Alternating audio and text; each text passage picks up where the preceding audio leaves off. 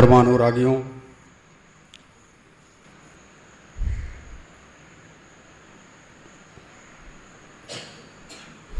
हम सभी पिछले कई दिनों से अरण्यकांड में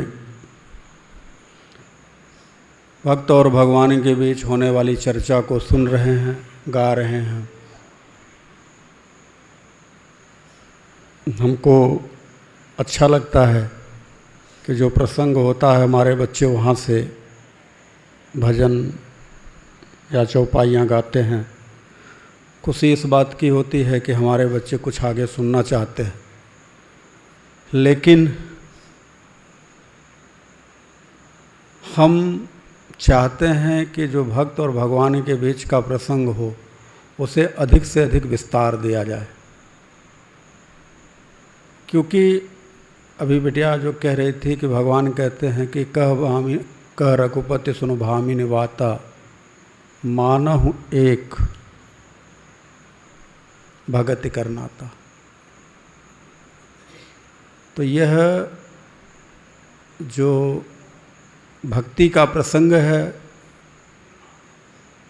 अरण्यकांड को हम कह सकते हैं कि भक्ति का ही पूरा प्रसंग है। चाहे वो शुरुआत से रहा हो और चाहे अंत में नारद जी के प्रभु के संवाद के साथ में रहा हो। हम सभी पिछले प्रसंग में भगवान का भक्त से मिलन की चर्चा जो अधूरी रह गई थी, आज मिलेंगे। हमारे अंदर हृदय में उत्सुकता है, कौतूहल है कि एक भगवान के प्रति जो साधक की, जो भक्त की एक अंतरतम भावना होती है, एक विरह होता है, एक व्याकुलता होती है, एक पीड़ा होती है, एक दर्द होता है, एक पाने की चाह होती है, एक तड़प होती है।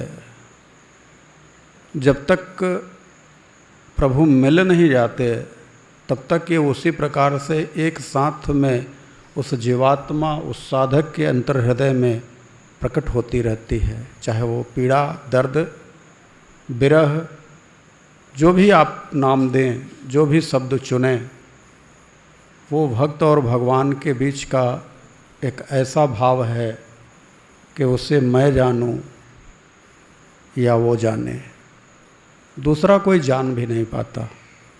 इसीलिए जब कभी भक्त की बात, भक्त की चर्चा होती है तो लोग उसे ऊपर ऊपर से सुन करके चल देते हैं, क्योंकि उसकी गहराई को समझ पाना यदि सरल होता तो भक्ति मार्ग में बहुत सारे लोग चल पड़ते। भक्ति मार्ग एक ऐसा मार्ग है कि सब कुछ लुटाने का जी चाहता है, बस तेरा हो जाने को जी चाहता है। ये भक्ति मार्ग है। आइए हम सभी उसी कड़ी में एक बार पुनः अपने प्रभु के नाम का आश्रय लेकर के अपने मन को, अपने हृदय को, अपनी जिह्वा को, अपनी वाणी को, अपने शरीर को पवित्र करें। तत्पश्चात इस कथा में प्रवेश करेंगे। तो रामचरितमानस ही है कि जब भी चर्चा होती है तो भगवान भोलेनाथ जी कहते हैं सावधान हुन सुनहु भवानी, सावधान हो करके। तो जितने देर तक आप राम कथा सुने, सावधान हो करके सुने। कोई ऐसी चर्चा आपके ऊपर से निकल ना जाए, उसे पकड़ें और अपने हृदय में हृदयांगम करें। इसलिए जरूरी नहीं है, मूल विषय तो सभी जानते हैं कि भगवान का भक्त से मिलन होता है, लेकिन भगवान का भक्त से मिलन हो, उस मिलन की अनुभूति आपके अंतर हृदय में हो, हमारा तभी प्रयास सफल माना जाएगा। हम अपने आप को तभी सफल मानेंगे जब उस अनुभूति का दर्शन स्वयं आप अपने हृदय भवन में करें। कुछ पल के लिए आप सबरी बन जाएं, कुछ पल के लिए आप सुदामा बन जाएं, कुछ पल के लिए आप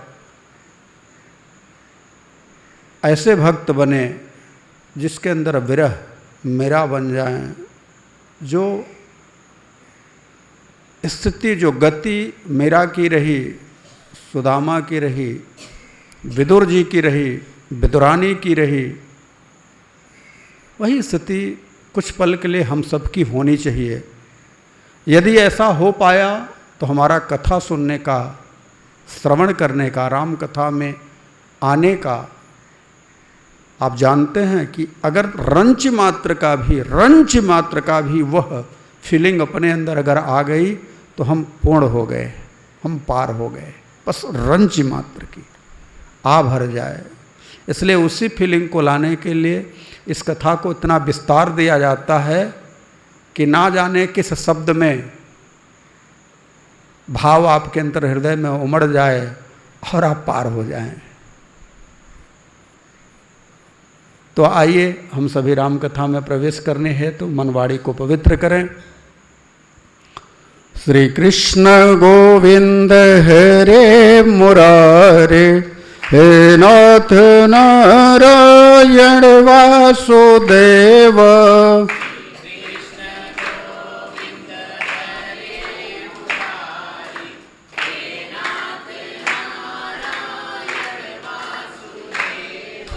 मुकुंद माधव मोहन मुरारे, हे नाथ नारायण वासुदेव।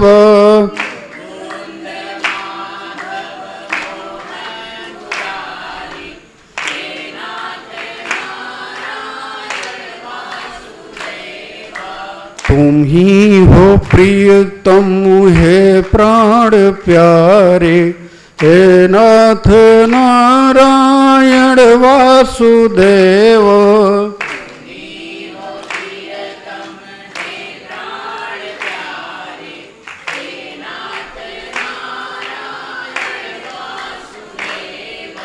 हे नाथ नारायण वासुदेवा।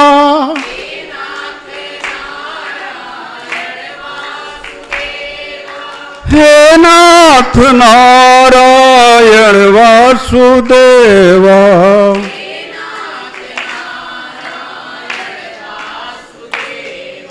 श्री कृष्ण गोविंद हरे मुरारी, हे नाथ नारायण वासुदेव।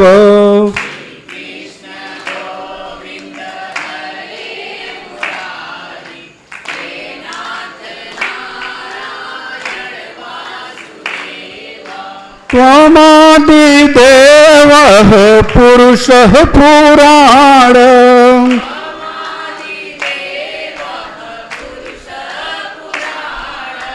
त्वमादिदेवः पुरुषः पुराण।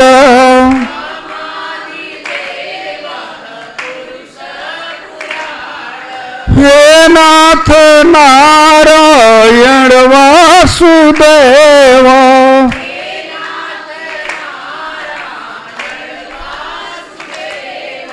त्वमस्य विश्वस्य परं निधानम्,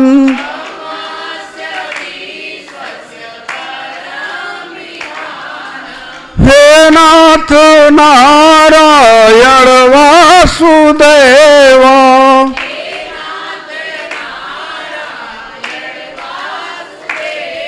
वेतासि वेदं च पुरं च धामम्,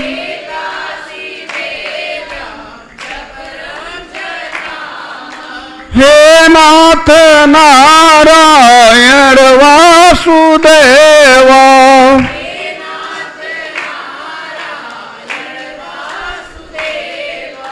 त्वया ततः विश्वमनन्त रूपं, हे नाथ नारायण वासुदेवा।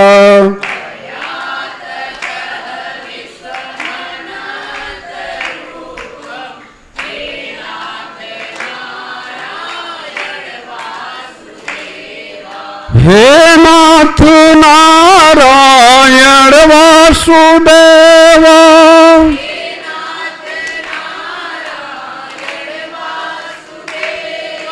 हे नाथ नारायण वासुदेवा,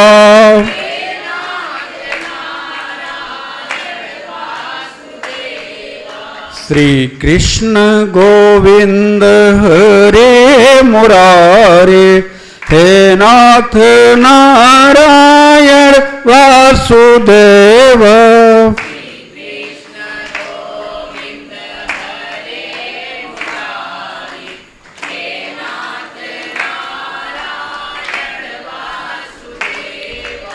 देहांत काले तुम सामने हो,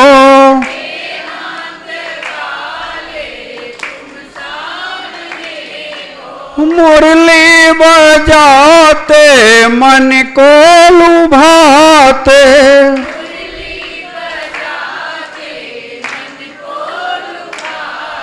यही गीत गाते मैं तन नाथ त्यागू,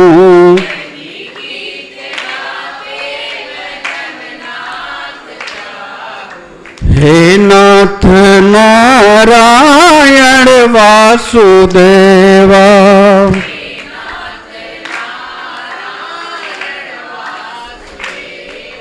हे नाथ नारायण वासुदेवा।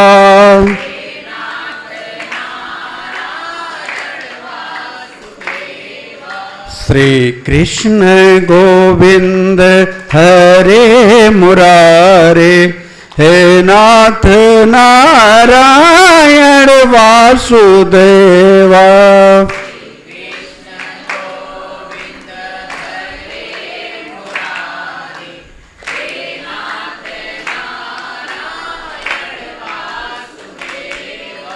गोविंद मेरी एक प्रार्थना है,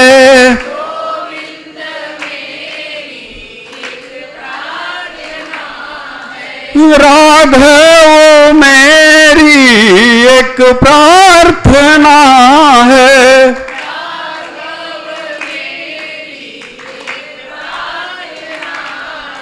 भूलो नहीं नाम कभी तुम्हारा,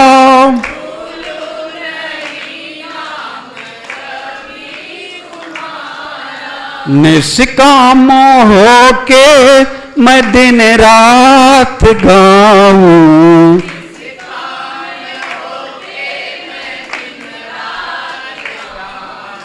निष्काम होके मैं दिन रात गाऊं,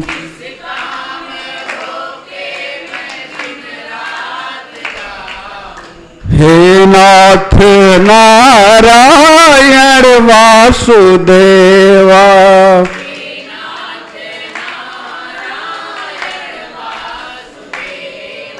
श्री कृष्ण गोविंद हरे मुरारे, हे नाथ नारायण वासुदेवा।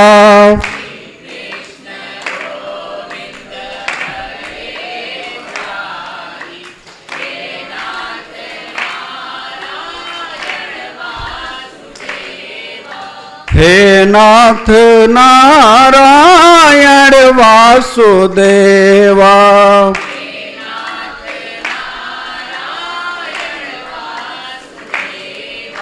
हे नाथ नारायण वासुदेवा।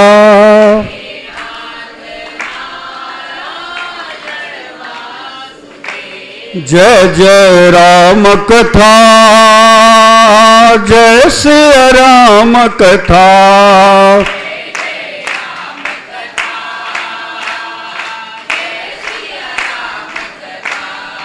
इसे श्रवण कर मिट जाती है, कथा श्रवण कर मिट जाती है, 100 जन्म जन्म की व्यथा, जय जय राम कथा, जय श्री राम कथा।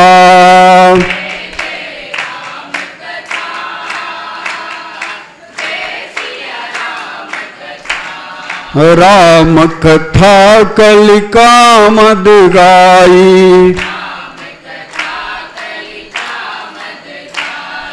सुजन सजीवन मोरि सुहाई,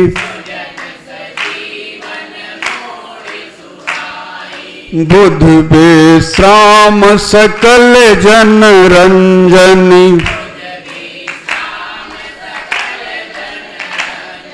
राम कथा कल कलुष विभंजनी,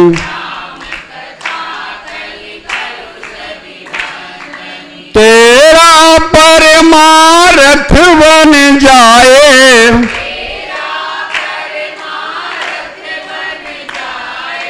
मेरा परमार्थ बन जाए, श्री नारद के जथा जय जय राम कथा, जय श्री राम कथा।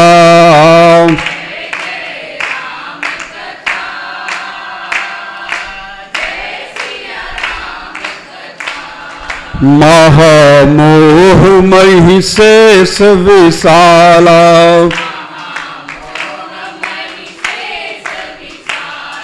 राम कथा कालिका कराला,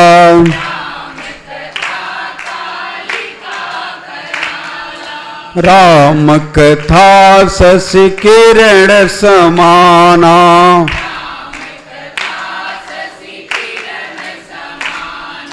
संत चकोर करई जही पाना,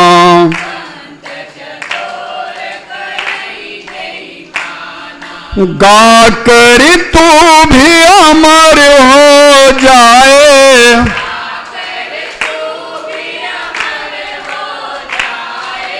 पाकर तू भी अमर हो जाए,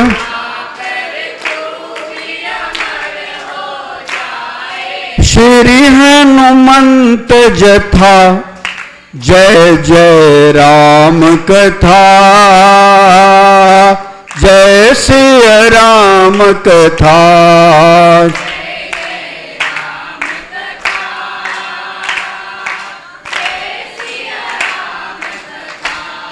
राम कथा कल बिटप कोठारी,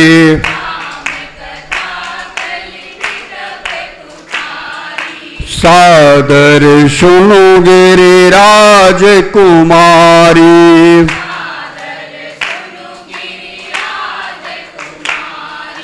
राम कथा सुंदर करतारी,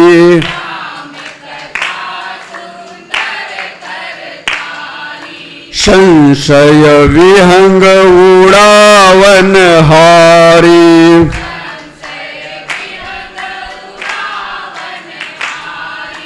तेरा सब संशय भागेगा,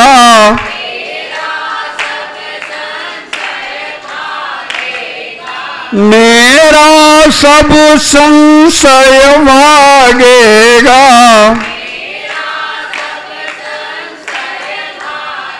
माँ पार्वती के जथा जय जय राम कथा,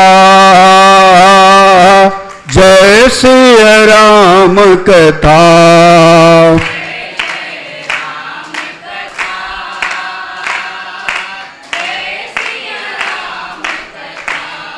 जय जय राम कथा, जय श्री राम कथा।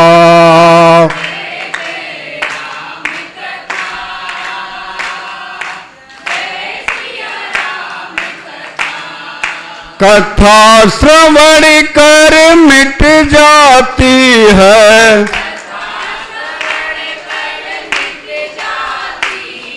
जन्म जन्म की व्यथा, जय जय राम कथा, जय श्री राम कथा।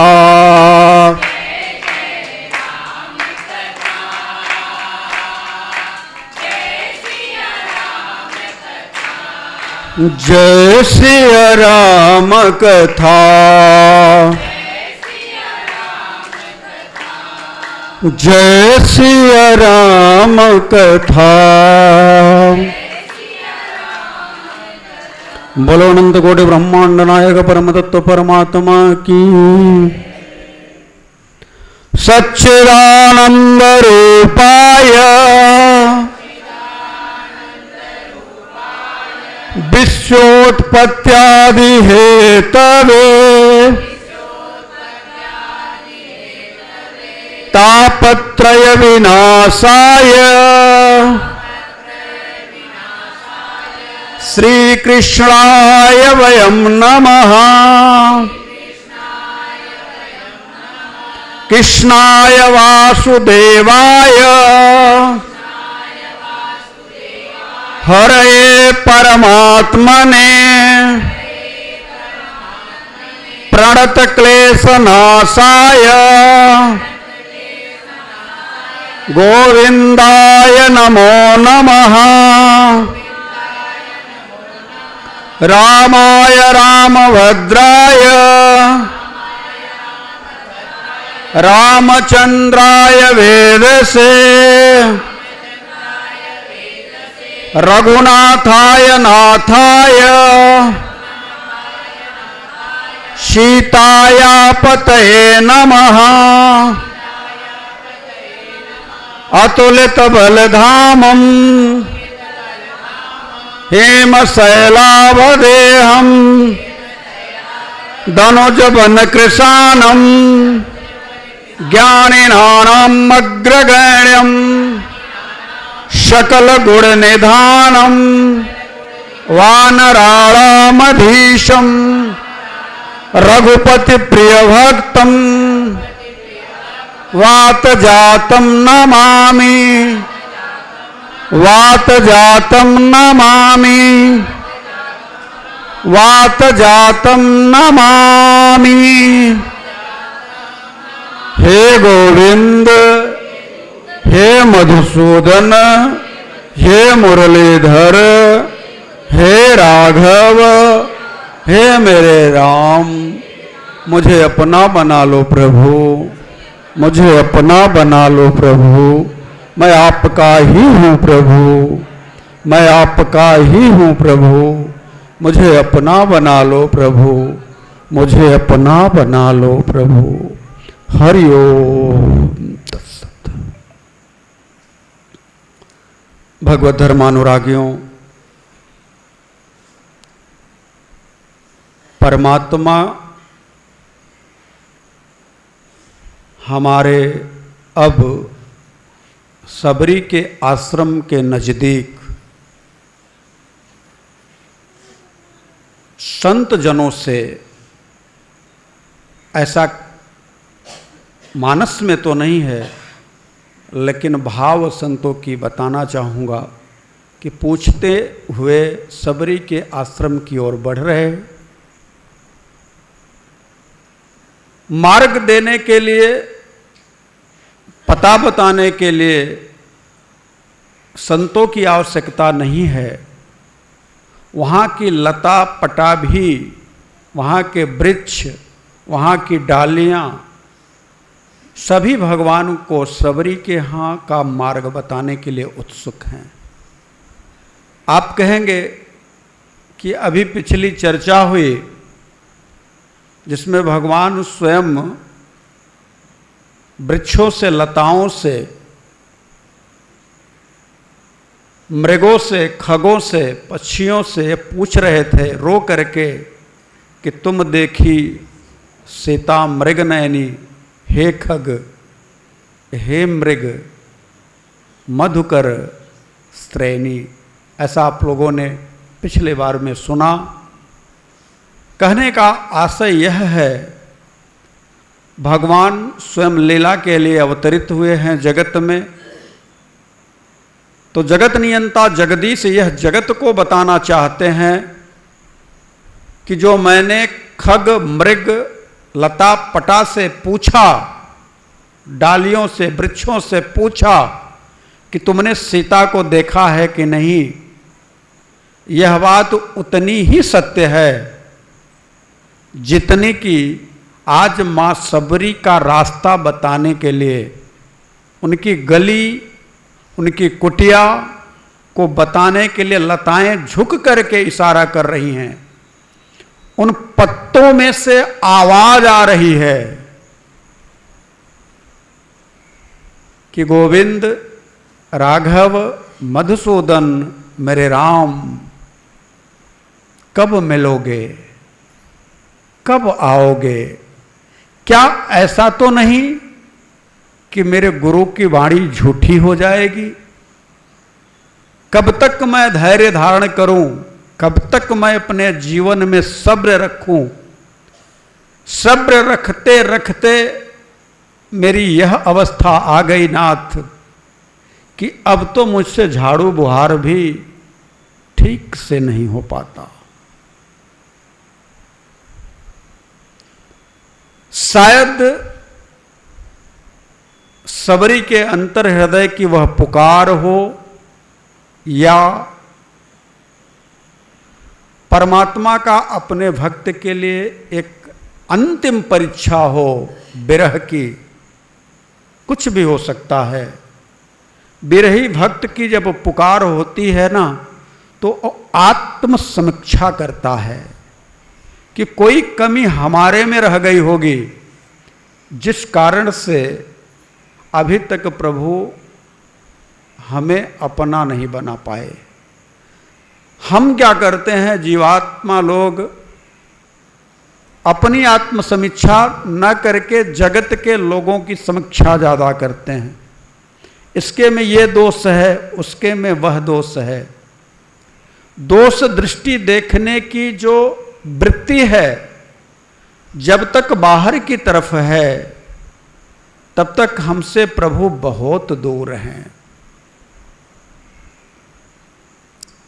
यही दोष दृष्टि देखने की वृत्ति जब अंदर की तरफ हो जाए, अंतर हृदय में हो जाए और स्वयं का दोष एक एक करके सामने आने लग जाए, तो समझ लेना कि हमारे राघव सरकार हमारे नजदीक आ गए हैं।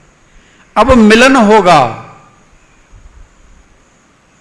अब हम मिलेंगे। यही एक सबसे बढ़िया, सबसे अच्छा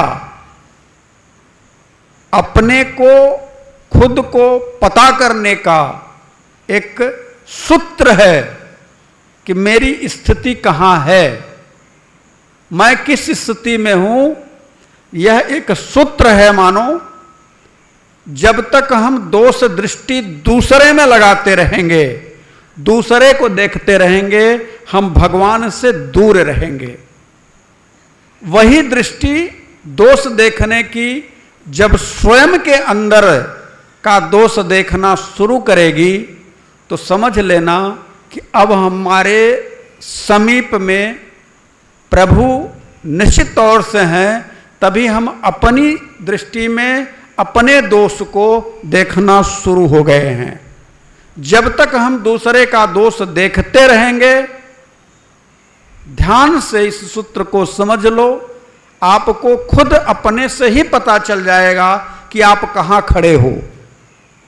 आप पूछते हो कि मैं तो भजन करता हूं, मेरी स्थिति क्या है, मैं कहां तक पहुंचा हूं।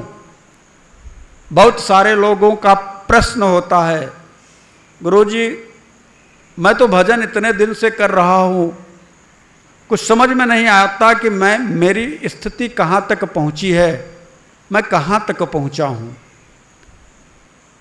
गुरुजी से ना पूछो, सूत्र को पकड़ लो।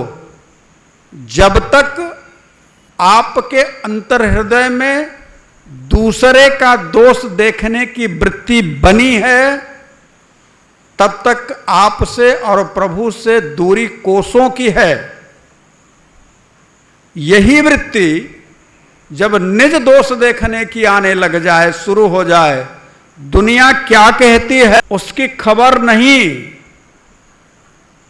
भूल जाओ कि कोई मुझे कुछ कहता है। वो कहता है इसलिए कि अभी वो प्रभु से दूर है। आप उसकी तरफ कान ना करो, आप स्वयं के अंदर की तरफ झांक करके देखना शुरू करो। मैं आप सबको, विवेकी लोग हैं, कोई ऐसी बात नहीं कह रहा, लेकिन जो सुना है बड़े संतों से, अच्छे लोगों से, वो यही कहते हैं कि अगर एक उंगली उठा करके आप सामने वाले की तरफ इशारा करते हो तो 3 अंगुलियां अपने आप की तरफ इशारा करती हैं कि आप 3 गुना अधिक उससे ज्यादा दोषी हो। और अंगूठा ऊपर होकर के कहता है, साक्षी है ईश्वर, निज दोष को देखो, दूसरे का दोष देखना बंद करो। तो सबसे बड़ा सूत्र आज आपको हम दे रहे हैं। आपकी स्थिति कहां है, आपको कैसे पता चलेगी? तो बस यही एक सूत्र है कि निज दोष देखने की जब वृत्ति आपकी शुरू हो जाए, अपना दोष दिखाई देना शुरू हो जाए, तो समझ लेना परमात्मा हमसे मिलना चाहता है, वो मुझे अपनाना चाहता है, वो मुझे बुला रहा है, उसने मुझे अपनी ओर खींचना शुरू कर दिया है। यूं कहें कि परमात्मा की निगाहें मेरे ऊपर हो गई हैं। लेकिन जब तक हम दूसरे का दोष देखते हैं, दूसरे की कमियां खोजते हैं और एक दूसरे को तीसरे की बात कह करके लड़ाने का प्रयास करते हैं, समझ लेना कि अभी हमारा टिकट मनुष्य योनि नहीं, तिर्यक योनियों के लिए कट गया है। हम कोई कुत्ते, बिल्ली, सूकर, कुकर की योनि में जाने के लिए अपना टिकट कटा चुके हैं। इसीलिए हम दूसरे को दुखी देख करके सुखी होना चाहते हैं। हमको दूसरे के दुख में ही सुख मिलता है। तो यह कार्य राक्षस किया करते थे, तिर्यक योनि के लोग किया करते हैं। तो आप भी अपने को उसी स्तर पर मान लो। यदि आप अपने अंतर हृदय में परमात्मा के प्रति निष्ठा चाहते हो कि हमारे अंतर हृदय में परमात्मा के प्रति निष्ठा हो, तो उसका सबसे बड़ा सूत्र है कि निज दोष को देखना शुरू करो। क्यों मैं कह रहा हूं कि आगे नवधा भक्ति में यह बात आएगी कि सपने हूं नहीं देखिए पर दोषा। स्वप्न में भी जागृत अवस्था की तो बात बहुत दूर की है, सपने हूं नहीं देखिए पर दोषा। आठम जथा लाभ संतोषा, ऐसा अभी चर्चा होगी। तो माता सबरी का पता पूछते पूछते हमारे ठाकुर नजदीक आ गए और जैसे ही कुटिया के दरवाजे पर सबरी बैठी है, आंखें बूढ़ी हो गई हैं, ठीक से दिखाई नहीं देता, बाल पक गए हैं, शरीर में वह ताकत, वह दम, वह सामर्थ्य नहीं रही। एक बार बैठ जाती है तो उठ करके खड़ा होने में भी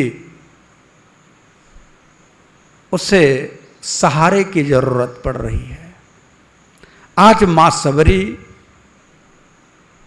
कुटिया के सामने बैठ करके उन्हीं बूढ़ी आंखों से अपने प्रियतम को, उनकी बाट देख रही है, निहार रही है कि इसी रास्ते से मेरे राघव सरकार आएंगे। और यह निहार कब से रही है? हजारों साल बीत गए।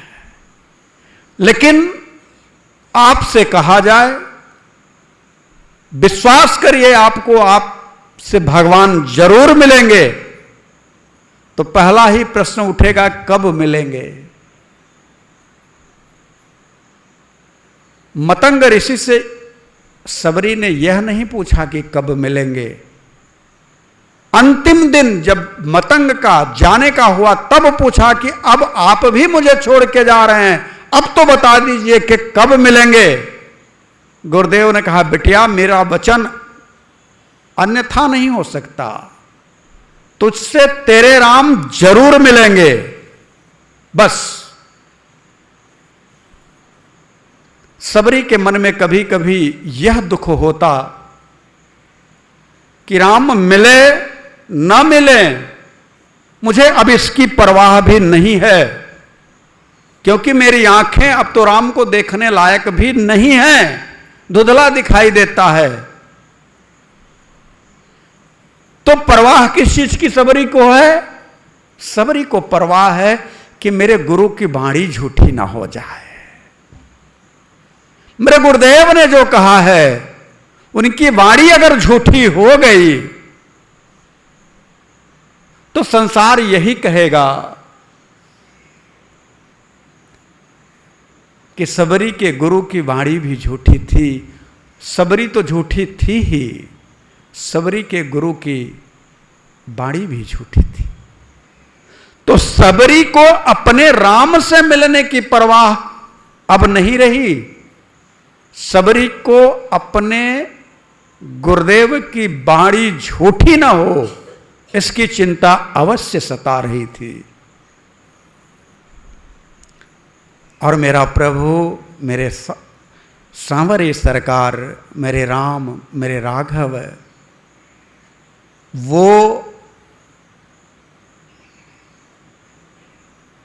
संत देवता गो द्विज देहनु देव हितकारी। और जब भगवान का अवतरण हुआ तो उस समय भी बाबा मानस में कहते हैं कि विप्रधेनु सुर संत हित लिन्ह मनुज अवतार।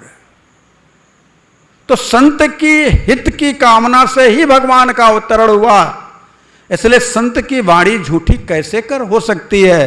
कैसे होने देंगे प्रभु? सबरी निहार रही थी कि धुंधली सी आकृति सामने दिखाई दी। एक तो हमारे ठाकुर का श्यामल वर्ण है, पीछे हमारे लखन भैया, श्याम वर्ण आगे, पीछे लखन।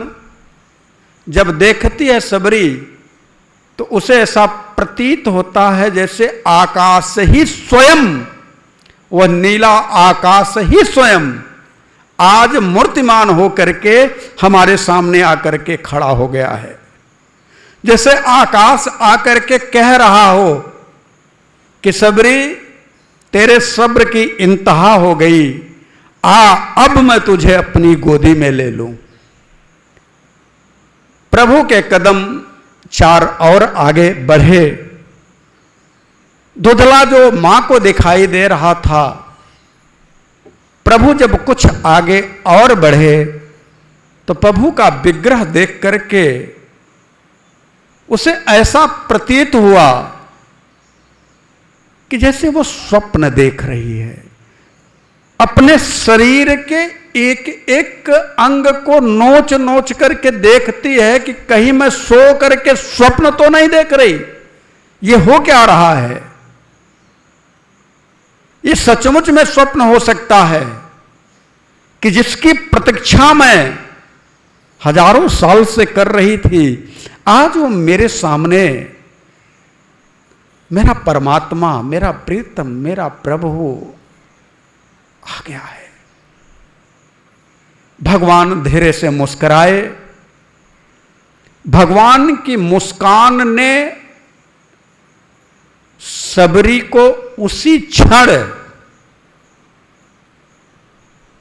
ये संत का भाव है जो मैं कहने जा रहा हूं, भगवान की मुस्कान ने सबरी को उसी क्षण अपने में विलीन कर लिया था। फिर सबरी शरीर में नहीं थी। लोग कहते हैं कि सबरी ने बेर खिलाए, सबरी ने बहुत सारी बातें करी, सबरी ने अपनी कमियां देखी, सबरी ने कहा कि प्रभु मैं अधम हूं। बहुत सारी बातें आगे चल करके मैं भी आपसे मानस की ही चौपाई है कहूंगा। लेकिन जो मेरे अंतर हृदय का भाव है, मैं आप सबसे कह रहा हूं, जो मैंने अनुभव किया, मैंने यह अनुभव किया कि सबरी के सामने हमारे ठाकुर जब खड़े होकर के मुस्कुराए तो सबरी पूर्ण रूप से ठाकुर के शिव विग्रह के साथ में तिरोहित हो गई, कुछ नहीं रहा। हां, शरीर रहा होगा, लीला के कारण रहा होगा, प्रभु भक्त के और भगवान के बीच की जो कुछ लीला है, संसार के लोगों को उस दिशा में, उस भाव के साथ में जोड़ने के लिए शायद चला रहे होंगे। लेकिन जो मेरा हृदय कहता है कि प्रभु की एक मुस्कान ने सबरी को लूट लिया, लुट गई सबरी पूरी तरह से। उसके पास अपना कुछ नहीं रहा, न तन रहा, न मन रहा, न प्राण रहा। भगवान तो कहते हैं, मैं अर्पित मनोबुद्धि मामे वैश्य से संशय है। आज मन बुद्धि की बात कौन कहे, सबरी का सब कुछ राममय हो गया। ठीक उसी प्रकार से जैसे एक बूंद बादल से टपका, विचार करने लगा मेरी क्या गति होगी, कहीं किसी सर्प के मुंह में पड़ करके मैं विष तो नहीं बन जाऊंगा, कहीं किसी सीप में पड़ करके मोती तो नहीं बन जाऊंगा, कहीं कहीं किसी धूल में पड़ करके धूल तो नहीं हो जाऊंगा। लेकिन सागर ने अपनी बाहें फैला करके कहा, तू तो मेरा है, मेरे से ही उठा है और मेरे में ही विलीन हो जा। गीता के 15वें अध्याय में भगवान स्वयं कहते हैं, ममय वांसो जीवलोके जीवभूतो सनातन है, वह मेरा ही अंश है। आज वही दशा एक अंश की, एक अंशी के साथ में एक रूपता को प्रदर्शित करती है। जिस प्रकार से इसी कलयुग में मेरा प्रभु के साथ में एकाकार हो गई, तद्रूप हो गई, कुछ भी नहीं पता चला, लोग खोजते रह गए, कुछ भी नहीं मिला। ठीक उसी प्रकार से आज सबरी देह में दिखाई तो पड़ती है, लेकिन सबरी देह विहीन हो गई, भगवान के साथ एकाकार हो गई। और देखा तो प्रभु का विग्रह कैसा था कि श्याम गौर सुंदर दो भाई। अब यहां पे गोस्वामी तुलसीदास जी अपने आप को रोकना चाहते हैं, क्योंकि उस कथा को लिखने की सामर्थ्य शायद गोस्वामी तुलसीदास जी ने भी नहीं रखी होगी। उनके भी अंतर हृदय में यही बात उतरी होगी कि प्रभु के एक मुस्कान में ही सबरी का सब कुछ हो गया, फिर बागे की लीला कुछ थी ही नहीं। लेकिन गोस्वामी तुलसीदास जी लिखते हैं, श्याम गौर सुंदर दो भाई, श्याम गौर सुंदर सबरी पड़ी चरण लपटाई,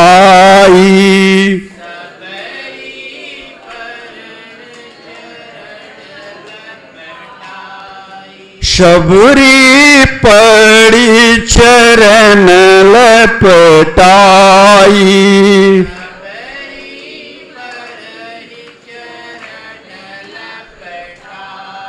प्रेम मगन मुख आवल बाता, प्रेम मगन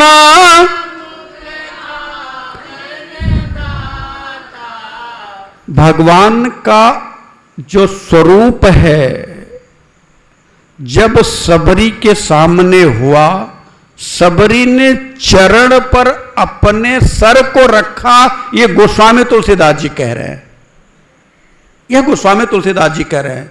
लेकिन आगे के चौपाई में कह रहे हैं कि सबरी प्रेम से इतनी परिपूर्ण हो गई, जब कोई डूब जाए, जब तक डूबा नहीं है तब तक कह सकता है कि बचाओ मैं डूब रहा, जब तक वह डूबा नहीं तब तक वह चिल्लाएगा। लेकिन जब डूब ही गया, तो जब एक हो गया तो फिर शब्द कहां रहे? शब्द विहीन की स्थिति कब होती है? जब जीव और शिव एक हो जाए।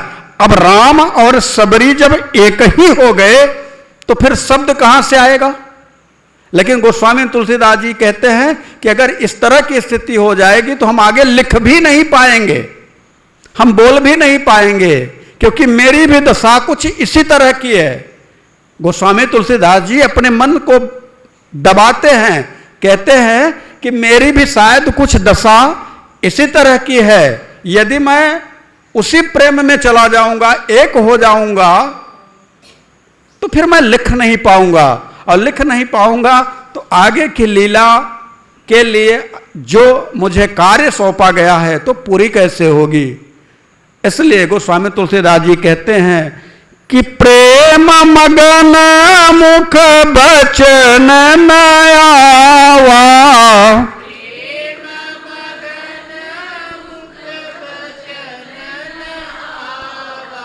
पुनि पुनि पद सरोज सिरुनावा,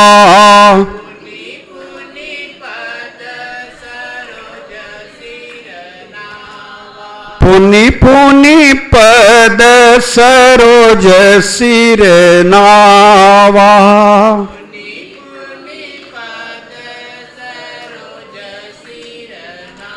बार बार प्रभु के चरणों में सर रख रही है, ये गोस्वामी तुलसीदास जी कहते हैं। लेकिन मेरा भाव तो ये कहता है कि अब तो मैं पूरी तरह से समर्पित हो गया, मेरा अपना कुछ रहा ही। अच्छा आप ही बताओ, यदि वास्तव में भक्त भगवान के सामने आ जाए तो फिर उसकी कुछ करने की स्थिति रहेगी? वो कुछ कर पाएगा? वो उसकी वो सामर्थ्य रहेगी, वो कुछ कर लेगा? जैसे आप लोग उसको दूसरे ढंग से ना समझे, हम शेर के सामने पहुंच जाएं तो हमारी क्या स्थिति रहेगी? जो स्थिति रहेगी वो शेर की रहेगी, जो करेगा वही करेगा। तो उसी प्रकार से हम अपने प्रियतम के सामने हो ही गए, उस परम के सामने हो गए। किसके सामने हुए? जिसके सामने होने के लिए अनंत अनंत हजारों हजार अनंत सालों तक तपस्या सुर नर मुनि सब करते रहते हैं और आमना सामना नहीं हो पाता। बाली कहता है, जब प्रभु बाली का वध करते हैं और कहते हैं अचल करहु तन राखहु प्राणा, बाली कहा सुनु कृपा निधाना, जन्म जन्म मुनि जतन कराही अंतराम कहीं आवत नाही। आज मेरा राम मेरे सामने है और फिर मेरी यह स्थिति भले ही रही है कि मैं तमोगुणी रहा, रजोगुणी रहा, लेकिन इतना तो जानता हूं कि एक बार जिनका दर्शन करने के लिए ब्रह्मादिक देवता तरसते रहते हैं, वह मेरा प्रभु मेरे सामने है। तो वही हाल आज सबरी का है। सबरी तो एकाकार हो गई, लेकिन गोस्वामी तुलसीदास जी कहते हैं कि प्रेम मगन मुख बचन न आवा। प्रेम के कारण मुख से वाणी नहीं आ रही है। अच्छा, जब मुख से वाणी नहीं निकल पा रही तो शरीर काम करेगी? शरीर भी नहीं काम करेगी, स्थिति बिल्कुल न्यूट्रल हो जाएगी। लेकिन गोस्वामी तुलसीदास जी को तो कुछ और लिखवाना है, कुछ और कहलाना है। तुलसीदास जी कहते हैं, मां सबरी कहती हैं प्रभु के सामने खड़ी होकर के, कहीं विधिया स्तुति करऊं तुम्हारी, कहीं विधिया स्तुति अधम जाति में जड़मती नारी।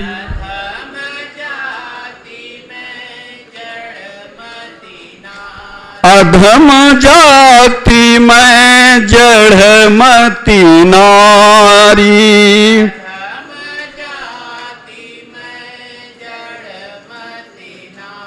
अधम ते अधम अधम अति नारी। अधम ते अधम अधम अति नारी। तीन महमय मति मंद अघारी। तीन महमय मति मंद अघारी। माता सबरी कहती है मैं अधम हूं और अधम में भी अधम हूं, जड़मती हूं। क्या ऐसा है? क्या ऐसा हो सकता है? माता सबरी के यहां स्वयं जब परमात्मा चल करके आए, जिसके लार से सना हुआ फल मेरा परमात्मा खाए, वो अधम हो सकता है? लेकिन आत्मचिंतन मैंने करने के लिए कहा कि जो आत्मसमीक्षा करता है, परमात्मा उसी के साथ में रहता है, उसी के सामने रहता है। प्रभु उसके लार से सना हुआ बैर खाते हैं, ऐसा मानस में तो नहीं लिखा हुआ है, कंद मूल फल लिखा हुआ है, लेकिन मान लेते हैं कि मौसम बैर का ही रहा हो, तो सबरी चख करके ही प्रभु को बैर खिला रही है। अगर वह अधम है, अधम ते अधम अधम मैं नारी, यदि वह अधम है, प्रभु को जो अपने लार से सना हुआ काट करके बैर खिला रही हो, अगर वो कोई उस सबरी माता को अधम मानता है, तो मेरी नजर में वो पशु है, पशु से भी गिरा हुआ है। मैं तो समझता हूं राक्षस है जो मां को अधम मानता है। मां अधम नहीं है, मां दिव्य है। ब्रह्मादिक देवता भी उस सबरी के मुख से लार से युक्त जो प्रभु ने खाया, उसको पाने के लिए तरस रहे हैं कि एक बार जूठन मुझे भी थोड़ा सा मिल जाए। वो सबरी अधम कैसे हो सकती है? लेकिन आत्मसमीक्षा जीव का अत्यंत जरूरी है। जब तक आत्मसमीक्षा आप नहीं करते, तब तक आपसे और प्रभु से दूरी निश्चित तौर से बनी रहेगी। प्रभु के चरणों पर गिर करके रोने लगी। भगवान ने कहा, मैया एक बात कहूं, तू कह रही है कि मैं अधम हूं, मैं जाति पाति कुल धर्म बड़ाई, कुल 10 चीजें जो हैं, मैं ऐसे 10 चीजों को कभी मानता ही नहीं। जो 10 चीजों का अनुसरण करता है वह मुझसे दूर रहता है। और मैं न तो जाति मानता हूं, न पाति मानता हूं, न मैं कुल मानता हूं, न मैं धार्मिकता को मानता हूं कि धर्म वाले हो, और न मैं बड़ाई मानता हूं। धन भी नहीं मानता, बल भी नहीं मानता, और सबसे बड़ी चीज कि मैं बड़े कुल खानदान का हूं, परिजन हैं मेरे, वह भी मैं नहीं मानता। मैं आपके अंदर कितना गुण है वह भी नहीं मानता। आप कितने चालाक हैं मैं वह भी नहीं मानता। इन 10 चीजों को गोस्वामी तुलसीदास जी ने इस बात को इसलिए लिखा भगवान के मुख से कहलवाया कि साधक यह जान ले कि कोई बड़े कुल खानदान का है, उसी को राम मिलेंगे, तो उससे बड़ी भूल उसकी और कुछ नहीं हो सकती। वह बड़ा धार्मिक है, बड़ा ज्ञानी है, बड़ा विद्वान है, राम मिलेंगे मुश्किल है। इसलिए राम मिलेंगे कब, किससे मिलेंगे, इस बात को जो जान ले, इन 10 चीजों को जो छोड़ देगा उसे राम मिल जाएंगे। और ये 10 चीजें मैं फिर से बोल रहा हूं। बाबा लिखते हैं, जाति पाति कुल धर्म बड़ाई, जाति पाति कुल धर्म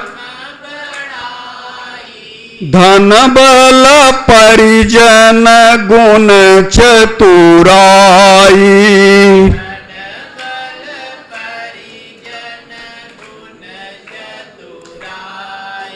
धन बल परिजन गुण चतुराई।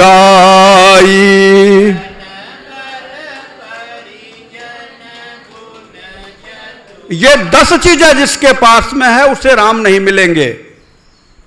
तो मिलेंगे किसको और कब मिलेंगे, कैसे मिलेंगे?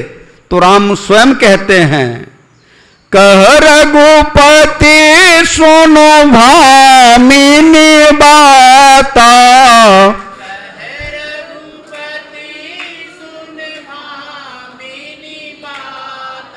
कह रघुपति सुनो भामिनी बाता,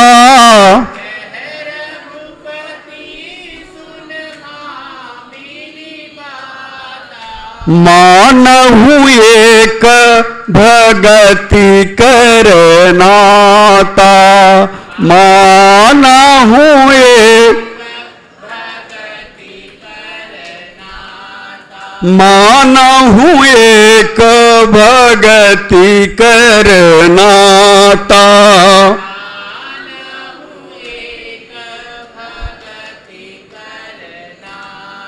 भगतिहीन नर सोहई कैसा, भगतिहीन नर बिनु जल बारिद देखिए जैसा, बिनु जल बारिद देखिए जैसा। भगवान कहते हैं कि देवी, हे भामिनी, हे देवी, मैं जाति पाति कुल धर्म बड़ाई, धन बल परिजन गुण चतुराई, ये जो 10 हैं, इनमें से कोई भी एक किसी के पास में है तो मैं उससे नहीं मिलता। तो मिलता किससे हूं? तो कहा मानहु एक, एक जिसके पास एक सिर्फ और सिर्फ भक्ति है, जिसे ज्ञान का बल है। मैं एक बार बहुत पहले आप सबसे कह चुका हूं कि जिसके पास कर्म का प्रपंच हो, ज्ञान का दंभ हो, प्रभु नहीं मिलते।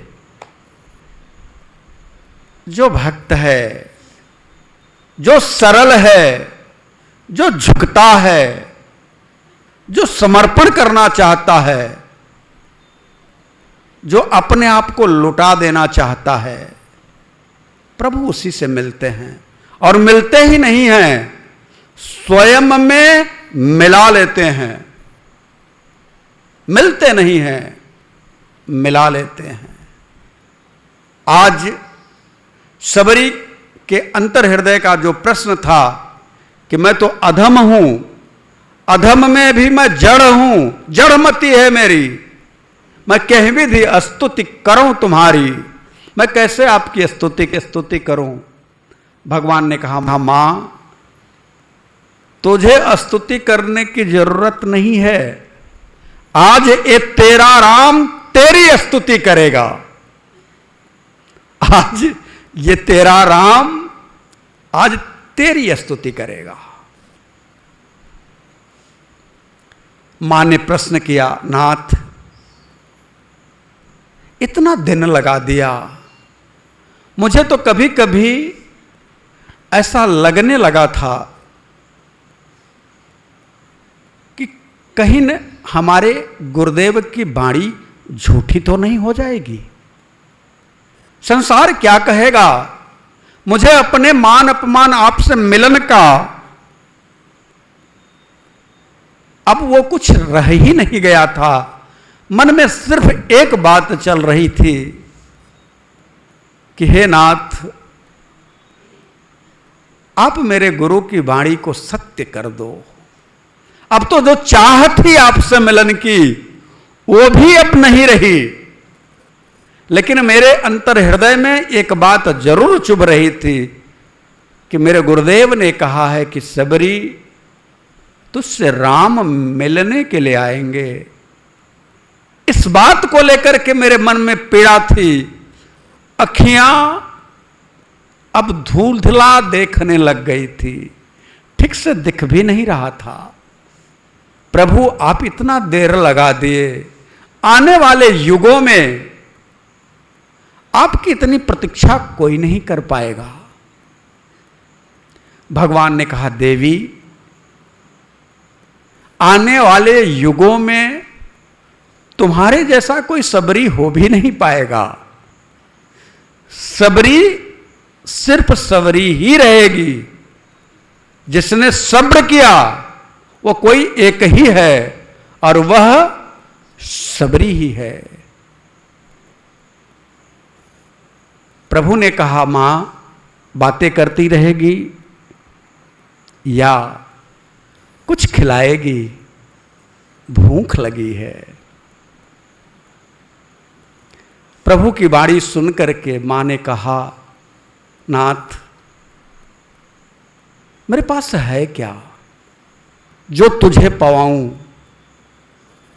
अब तो बस यही है कि मेरा जो भाव है वो आपके श्री चरणों में है, और सुना है कि आप तो भाव खाते हैं।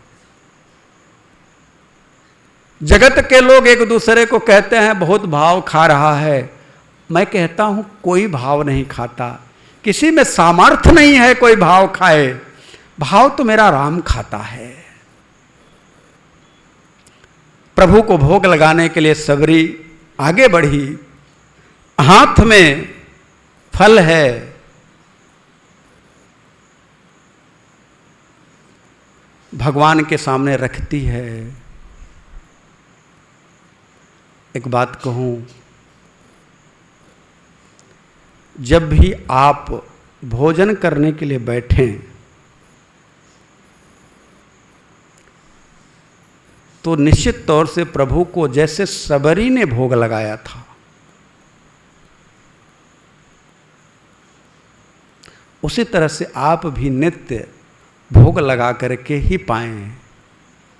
सबरी कहती है, राम रसिया मेरे मन बसिया, राम रसिया मेरे मन बसिया, रुचि रुचि भोग लगाओ रसिया, राम रसिया में मन बसिया, राम रसिया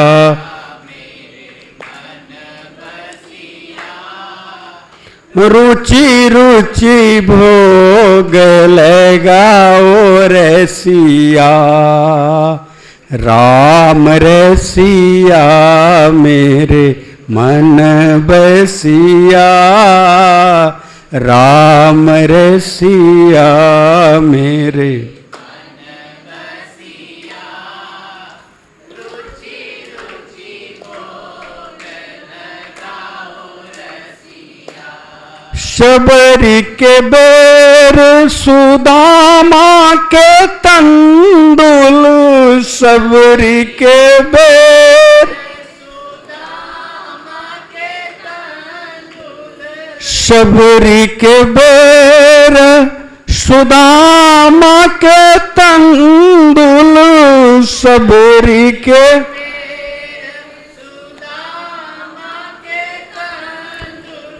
प्रेम सहित तुम पाओ रसिया, प्रेम सहित तुम प्रेम सहित तुम पाओ रसिया, प्रेम सहित तुम रुचि रुचि भोग लगाओ रसिया, रुचि रुचि भोग लगाओ रसिया, राम रसिया मेरे मन बसिया, राम रसिया मेरो मन बसिया, रुचि रुचि भोग लगाओ रसिया, राम रसिया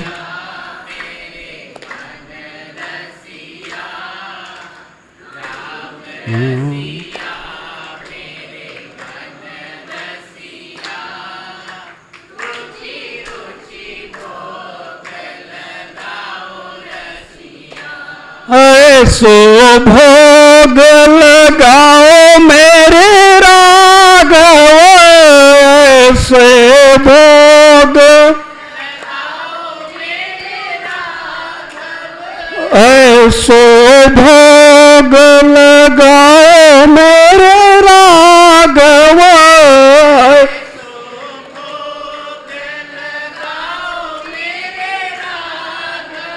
सब अमृत होई जाए रसिया, सब अमृत होई जाए रसिया, रुचि रुचि भोग लगाओ रसिया, सब अमृत होई जाए रसिया, सब अमृत होई जाए रसिया, रुचि रुचि भोग लगाओ रसिया, राम रसिया मेरे मन बसिया, राम रसिया मेरो रुचि रुचि भोग लगाओ रसिया, राम रसिया मेरो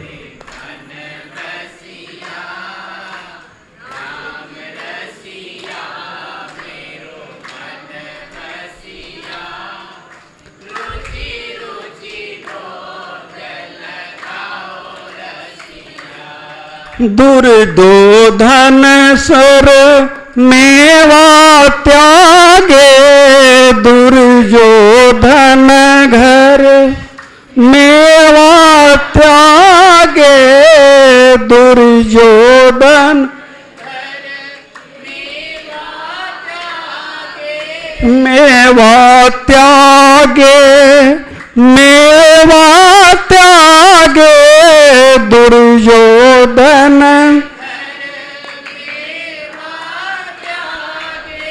साग विदुर घर खायो रसिया, साग विदुर घर खायो रसिया, रुचि रुचि भोग लगाओ रसिया, साग विदुर घर खाओ,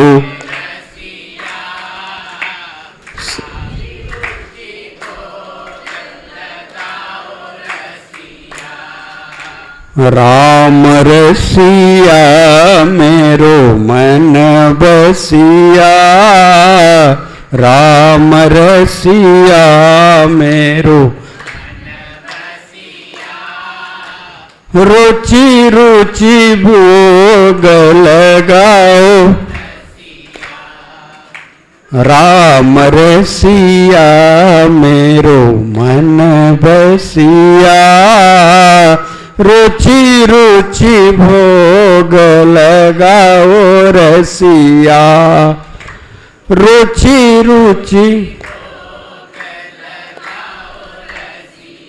जो कोई अमृत यह पावे, जो कोई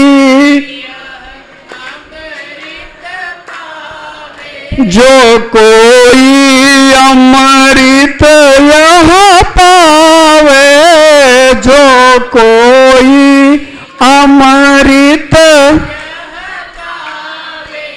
जो कोई अमृत यह पावे, जो कोई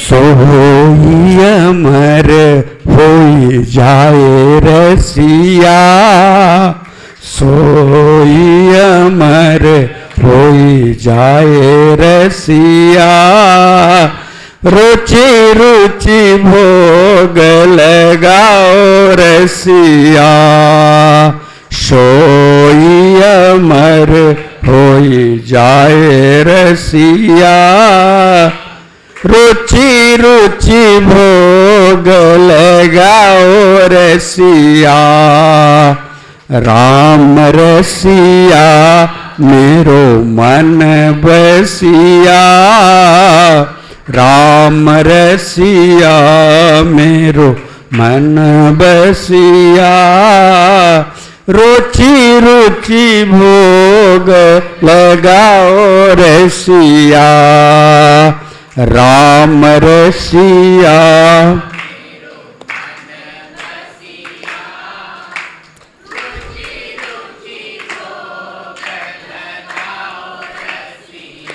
मीरा के प्रभु गिरधर नागर, मीरा के प्रभु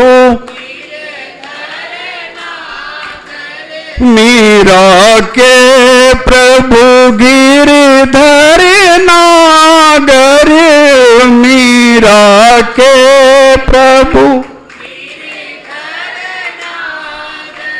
हरसी हरसी हर सायो रसिया, हरसी हरसी हर सायो रसिया, रुचि रुचि भोग लगाओ रसिया, हरसी हरसी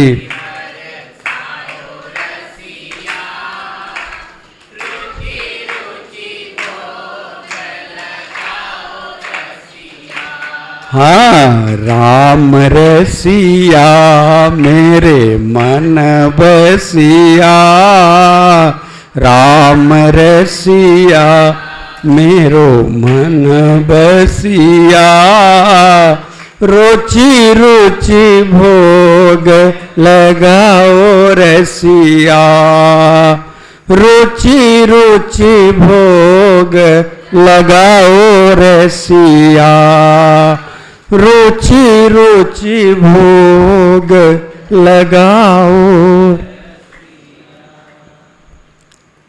भगवान के सामने सबरी ने बेर परोस दिया।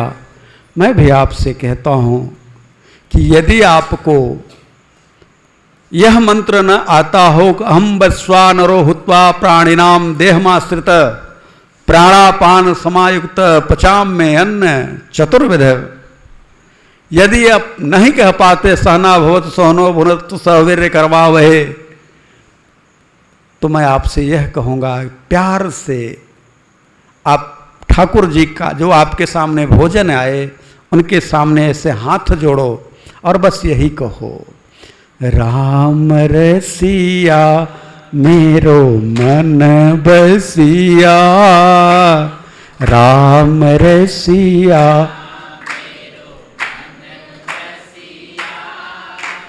रुचि रुचि भोग लगाओ रसिया, राम रसिया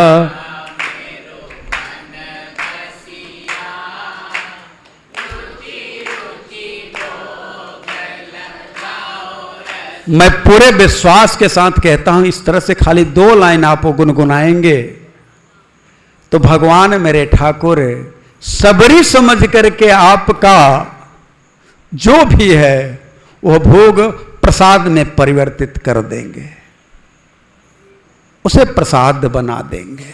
बस 2 लाइन गुनगुना दो।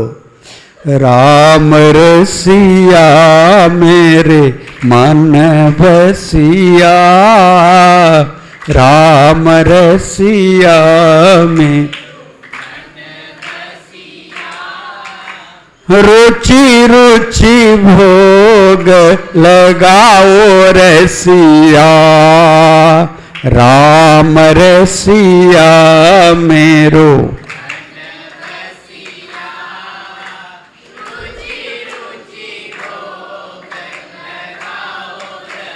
बस इतना ही बोलना है। 2 लाइन विश्वास के साथ कहता हूं। भगवान कहते हैं अहम वैश्वानरो भुक्त्वा प्राणी नाम देहमाश्रित प्राणापान समायुक्त पचाम में अन्य चतुर्विधम। मैं उस जीवात्मा के हृदय में, उसके उदर में, उसके जठराग्नि में सर्वत्र विद्यमान होकर के उसके अन्न को पचा करके भोग बना करके उसके शरीर को पुष्ट कर देता हूं। इसलिए प्रभु को जब भी आप भोजन सामने आए तो निश्चित तौर से भोजन जब सामने आए तो अगर आप हो सके अकेले में हो तो थोड़ा सा गुनगुना देने में क्या जाता है आपका, प्यार से गुनगुना दो। राम रसिया मेरो मन बसिया, राम रसिया मेरो मन बसिया, रुचि रुचि भोग लगाओ रसिया, रुचि रुचि भोग। भगवान मीठे मीठे बेर को, जो कि शायद खट्टे भी रहे हों, मैं तो मेरा मन कहता है कि शायद वो खट्टे भी रहे हों, लेकिन सबरी के लार से उस बेर में अमृत घुल गया था, इसलिए मेरे ठाकुर उसे बखान बखान करके खा रहे हैं,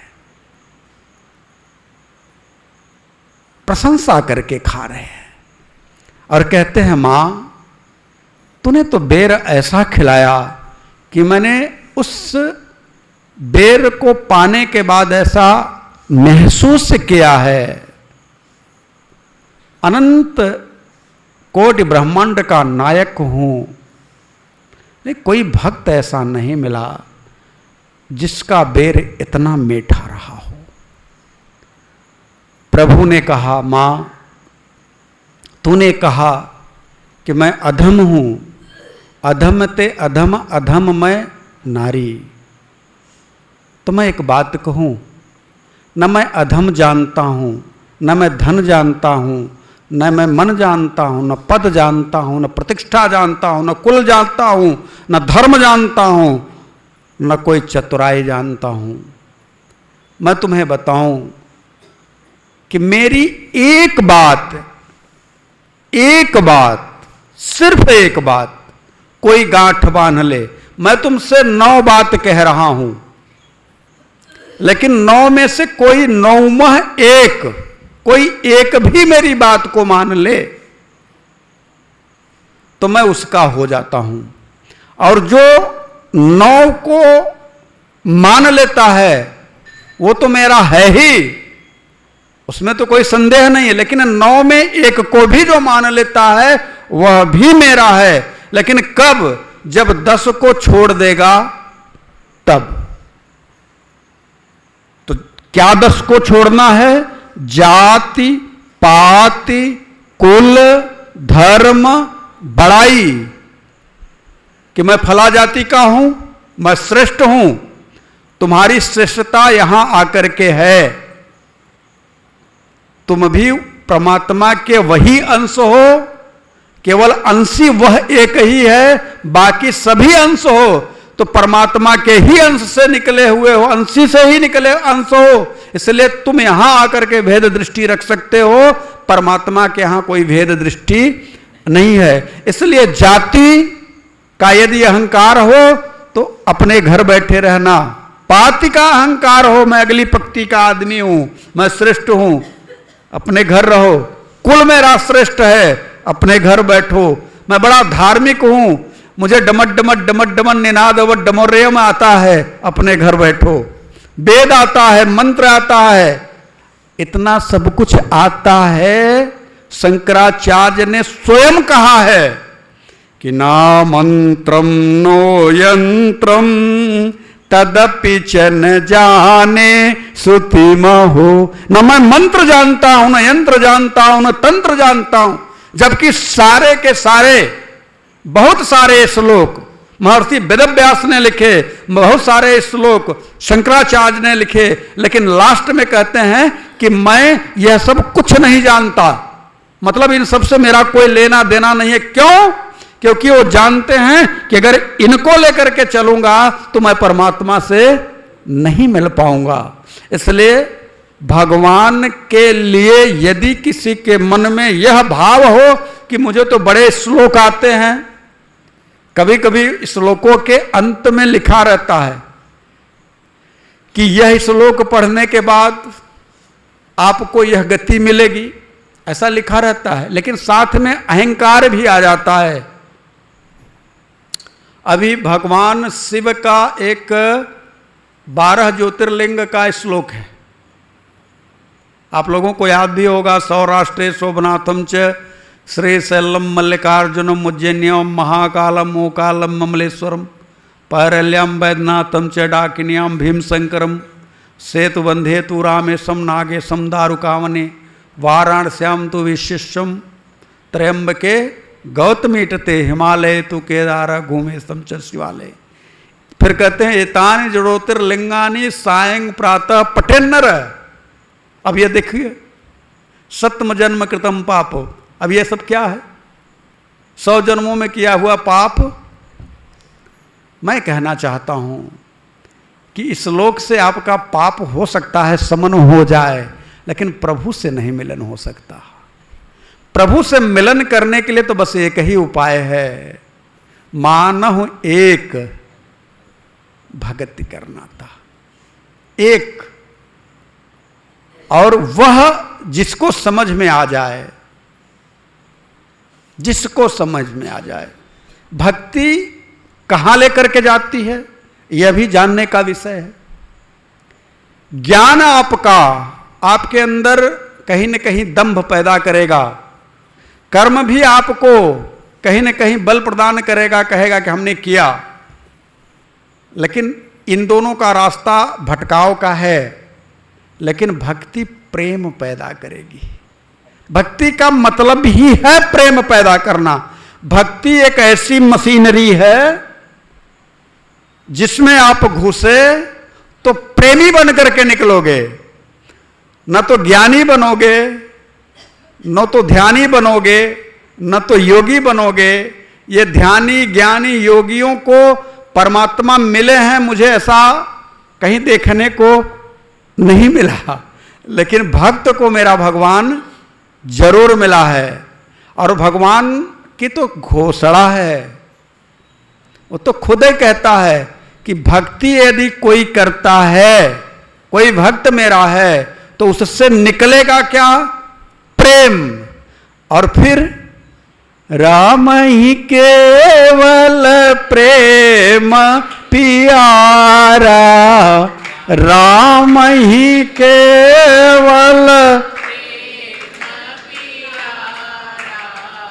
जानी ले जो जान निहारा, जान ले जो जाननिहार।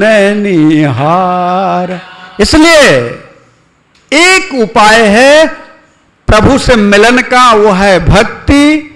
भक्ति से तत्व कौन सा निकलेगा? प्रेम तत्व निकलेगा, और प्रेम तत्व ही भक्त को पुष्ट करेगा। प्रेम तत्व ही भक्त को पुष्ट करेगा। प्रेम तत्व के अलावा, प्रेम से ही रीझते हैं मेरे ठाकुर, प्रेम के अलावा उन्हें कुछ चाहिए भी नहीं। आपके पास जितनी भी सामर्थ्य हो, तन का, धन का, मन का, बल का, सीधे सीधे कहते हैं जाति पाति कुल धर्म बड़ाई, जाति पाति कुल धन बल परिजन गुण चतुराई, धन बल परिजन, ये सब जितना है 10 का 10, ये मुझे प्राप्त करने में बाधक है। तब क्या है जो प्राप्त करा देता है? तो भगवान कहते हैं कह रघुपति सुनो भामिनी बाता, कह रघुपति सुनो मानहु एक भगति करनाता, मानहु एक, सिर्फ एक भक्ति ही है जिस नाते को मैं मानता हूं। तो फिर वहीं से माता सबरी को कि भक्ति कैसे मिलेगी, भगवान उपाय बताते हैं, और यह उपाय, इसी उपाय का नाम नवधा भक्ति है। भगवान कहते हैं देवी जानती हो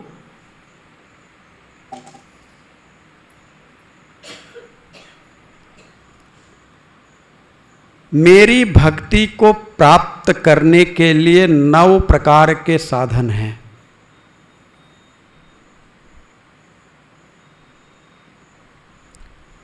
और इन 9 प्रकार के साधन में कोई भी एक साधन यदि जीव ने अपना लिया तो वो मेरा हो जाता है, यानी वो भक्त हो जाता है।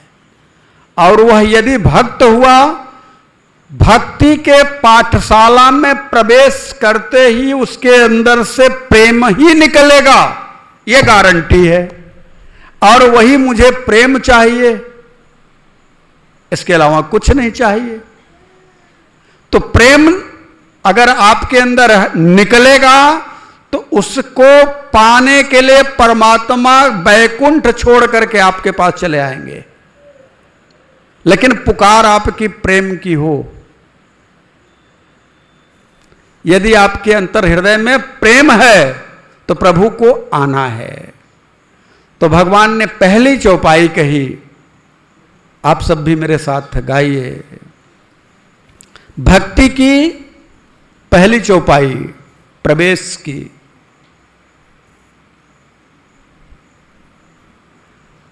मैं आप सबसे कहूं, इन 9 भक्ति के जो रूप हैं, 9 जो भाव हैं, इन भावों को जो जीवात्मा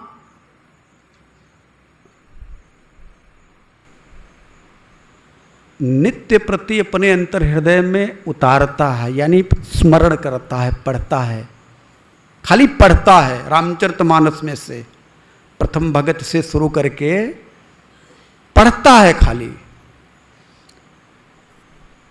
तो मैं अपना अनुभव कह रहा हूं कि निश्चित तौर से उसके अंदर भक्ति का सूत्रपात हो जाता है, यानी कि उसका प्रवेश, उसका एडमिशन भक्ति में हो जाता है। तो भगवान पहली बात कहते हैं कि देवी मेरी भक्ति की पहली सीढ़ी क्या है? पहली सीढ़ी प्रथम भगति संतान कर संगा, प्रथम भगति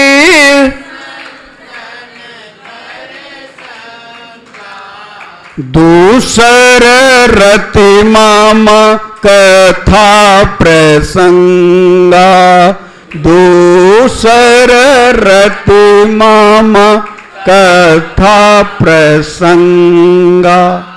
भगवान कहते हैं देवी मेरी पहली शर्त है, पहली क्या है? कहा जीवात्मा संतन का संग करे।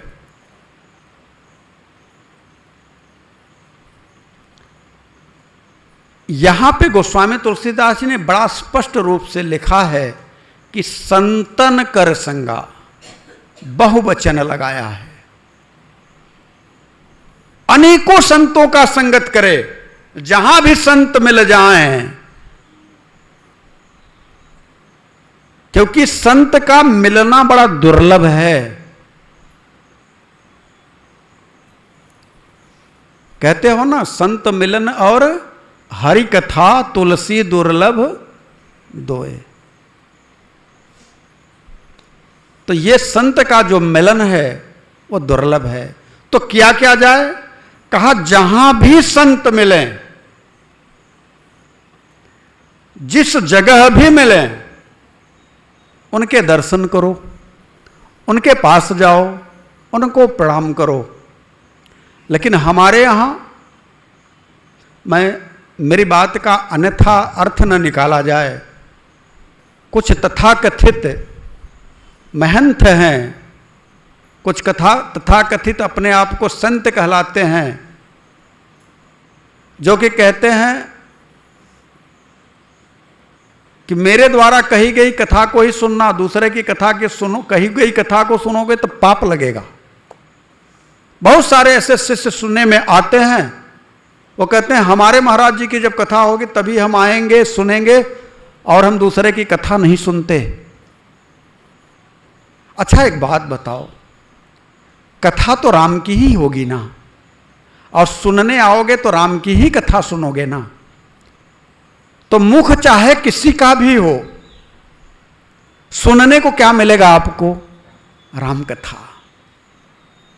संत का शरीर चाहे कोई भी हो, मैं शुरू के दिन से आप सबसे एक ही बात कहता हूं कि संत शरीर नहीं होता। संत कौन होता है? एक स्वरूप होता है। ठीक उसी प्रकार से जैसे पानी को आप जो प्यास बुझाएगा उसे आप ग्लास में भी रख सकते हैं, उसे बाल्टी में भी रख सकते हैं, उसे मटके में भी रख सकते हैं, उसे लोटे में भी रख सकते हैं, उसे चम्मच में भी रख सकते हैं, लेकिन उसका कार्य क्या है? प्यास बुझाना। तो संत का भी कार्य है कि जो आपके अंदर हृदय में प्रभु को पाने की एक प्यास है, तो पानी तो प्यास को बुझाता है, लेकिन संत प्यास नहीं बुझाता और भड़काता है। यही अंतर है।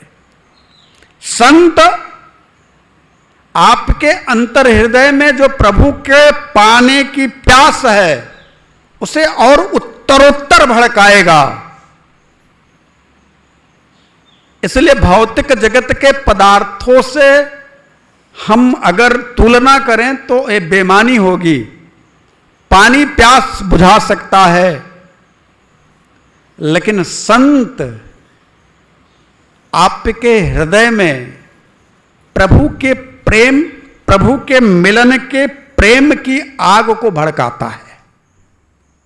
इसलिए अनेक संतों का दर्शन करो। आप किसी के भी शिष्य हो, आप उसी शरीर से शिष्य बने रहो।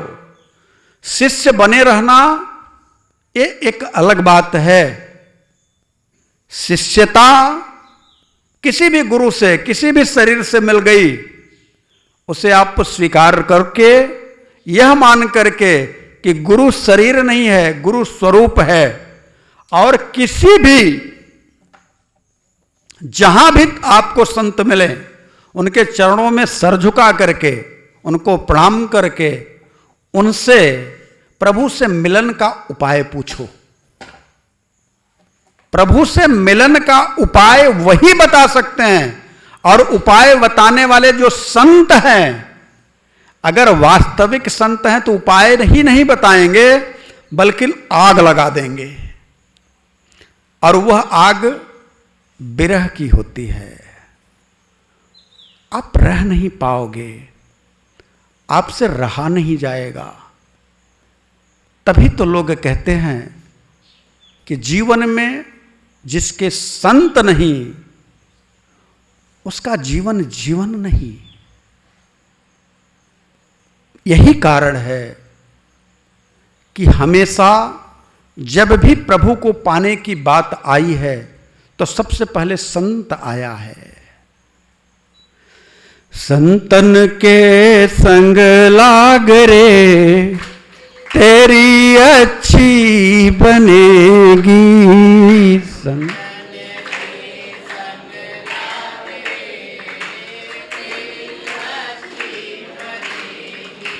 अच्छी बनेगी, तेरी बिगड़ी बनेगी।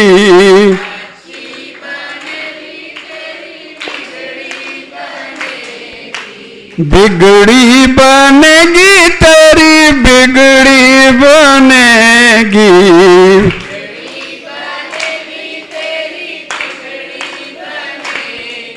संतन के संग लाग रे, तेरी अच्छी बनेगी।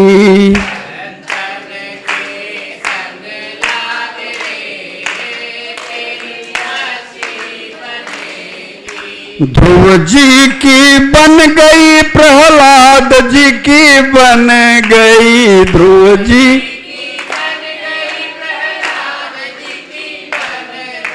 ध्रुव जी की बन गई, प्रहलाद जी की बन गई। ध्रुव जी की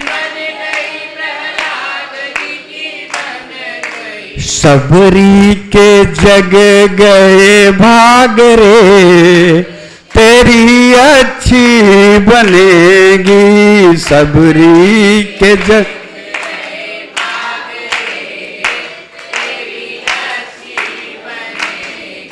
सबरी के जग गए भाग रे, तेरी अच्छी बनेगी।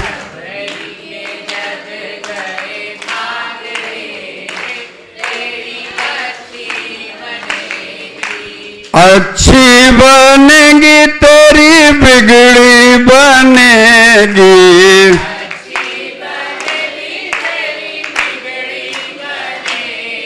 बिगड़ी बनेगी, तेरी किस्मत सजेगी।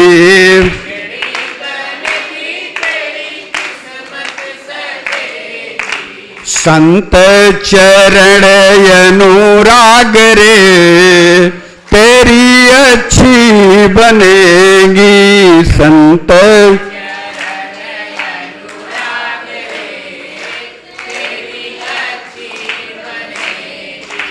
कागा से तो है हंस करेंगे।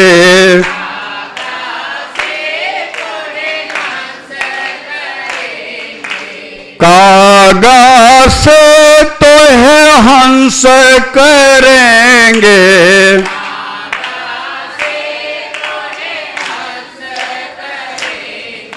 राम चरण अनुराग रे, तेरी बिगड़ी बनेगी।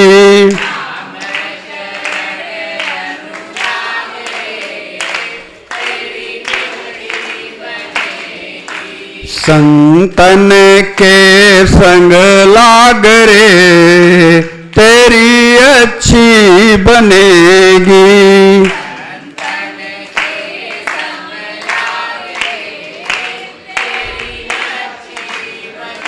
तेरी मेरी अच्छी बनेगी। अब प्रश्न उठता है कि संत कौन है कौन संत? तो संत की 3 परिभाषा है। पहला, जिसका कोई अंत न हो, जिसका कभी अंत न हो, वही संत है। जैसे अगर संसार का कोई पद आप प्राप्त करते हैं तो उस पद से आप पदच्युत हो जाते हैं, तो उसके आगे भूपू लिखा जाता है ना, भूत पूर्व। स्वयं के नाम के आगे भूत लगा देते हैं। लोग कहते हैं कि हमको भूत पकड़ लिया है। सचमुच का भूत पकड़ा हुआ अगर देखो तो संसारियों को देखो कितना भूत पकड़ करके रखा, स्वयं अपने नाम के आगे भूत को लगा दिया है। कोई एक प्रधान भी हो गया तो लिखवाता है भूतपूर्व, भूपू यानी भूत, यानी पहले भूत था, पूर्व मतलब पहले आदमी भूत था, अब ठीक हुआ है, भूत बन गया था पहले। और सबसे बड़ी विडंबना यह है कि उसको नाम के आगे लिख करके अपने आप को बड़ा गौरवान्वित महसूस करते हैं। भूतपूर्व राज्य मंत्री, भूतपूर्व विधायक, अरे और कहें छोटा सा पद होता है गांव का सदस्य, वो भी लिखवा देता है चिट्ठी में एक भूतपूर्व गांव का सदस्य, ग्राम सदस्य। लो,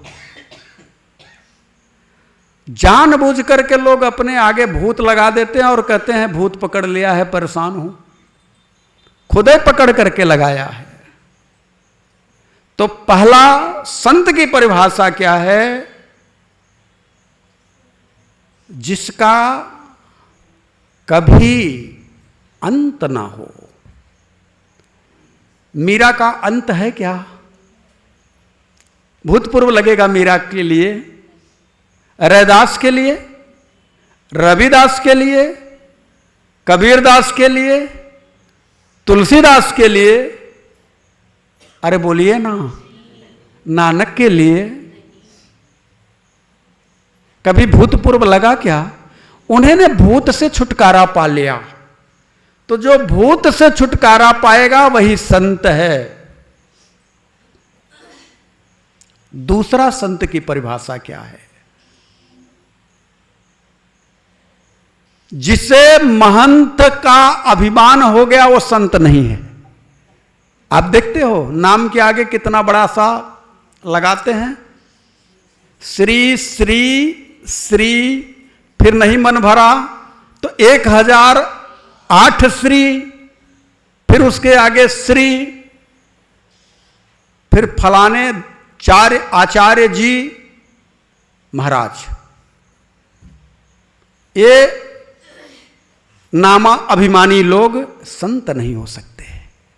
यदि संत होते, विचार करना अपने हृदय पर, तुलसीदास से बड़े हैं। आज के जो संत हैं वो तुलसीदास से बड़े हैं। तुलसीदास जी ने श्री श्री श्री श्री 1008 श्री लगवाया क्या? क्या लगाया? दास लगाया। जब तक दासत्व को स्वीकार नहीं करेगा साधक, तब तक वो संत नहीं है। तो पहला चीज तो मैं कहूंगा कि संत का कोई अंत नहीं। जिसका अंत नहीं वही संत, और जो महंत नहीं है वही संत। महंत अगर हुआ तो उसे महंत होने का अभिमान जरूर हो जाएगा।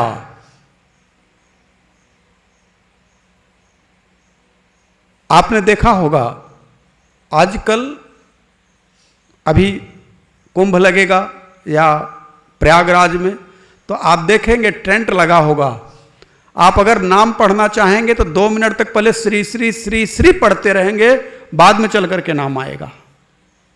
आप क्या समझते हैं वो संत हैं? नहीं। अगर वो संत होते तो सब कुछ मिटवा देते। वो कहते कि मैं तो राम का दास हूं, मैं दास हूं। और दास जो है वो कभी अपने नाम की प्रशंसा नहीं चाहता। आप तय करें कि संत वह जो अपना नाम स्वयं में प्रचारित करे, अथवा संत वह जिसका नाम आप प्रचारित करें, जिसका नाम लेकर के आप कहें कि धन्य है सूरदास, धन्य है मेरा, धन्य है जनाबाई, धन्य है तुलसीदास, धन्य है कबीरदास, नानक जी धन्य है। किसी संत के नाम के आगे जिनका नाम लिया गया कहीं कोई श्री लगा है या कुछ दंभ युक्त कोई चीज लगी है? मैं आप सबसे कहना चाहूंगा, संत की पहचान क्या है? संत नाम के आगे कभी कोई श्री नहीं जोड़ना चाहता। श्री तो मेरे नारायण के आगे ही जुड़ता है।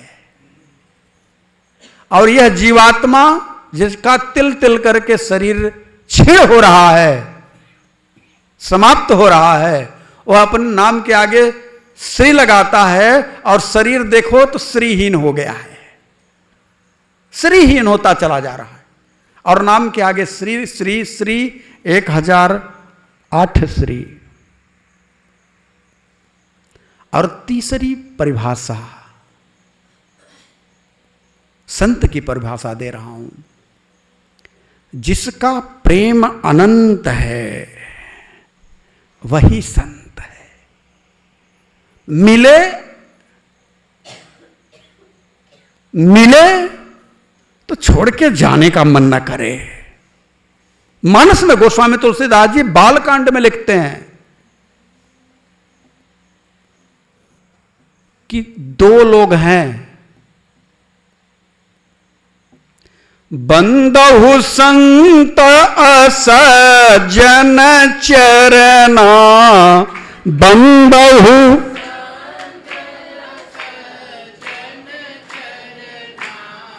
दो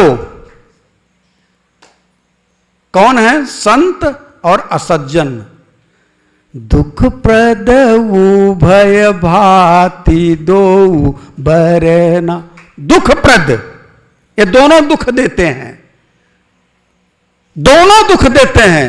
मैंने कहा ना कि संत वो जो आपके अंदर विरह की आग लगा दे तो दुख ही तो देगा, और असंत जो आकर के आपको दुखी कर जाए।